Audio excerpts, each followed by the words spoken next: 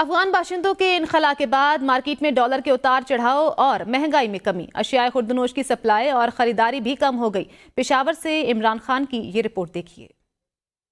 مہنگائی نے عوام کی قوت خرید پر نمایاں اثرات مرتب کیے ہیں۔ مارکیٹ میں گاہک تو موجود ہے لیکن خریداری نہ ہونے کے برابر رہ گئی۔ دکانداروں کا کہنا ہے کہ آٹا، دالیں، چاول، چینی اور دیگر اشیاء خوردنوش کے حوالے سے رامپورہ بازار تجارت کا مرکز سمجھا جاتا ہے، جہاں سے نہ صرف پشاور بلکہ صوبے کے دیگر اضلاع، خیبر اور پڑوسی ملک افغانستان کو بھی سپلائی جاتی ہے۔ لیکن مہنگائی اور افغان باشندوں کے انخلا کے بعد کاروبار ماند پڑ گیا۔ دکاندار نے بتایا کہ جو لوگ چینی کی بوری لیتے تھے اب وہ کلو کے حساب سے خریداری کر رہے ہیں۔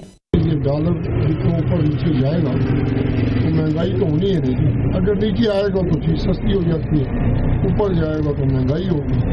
اور باہر جانے کا جو ہماری فیلڈ ہے وہ آٹے کی ہے، آٹے کی فیلڈ تو 5 سال ہو گئے ہیں تقریباً افغانستان بند ہے، اس کی وجہ سے یہاں برہان ہے۔ دکاندار نے بتایا کہ پہلے آٹے کی گاڑی 17 لاکھ کی آتی تھی، اب 38 لاکھ کی آتی ہے۔ چینی کی گاڑی 45 لاکھ کی تھی، اب 70 لاکھ کی آتی ہے۔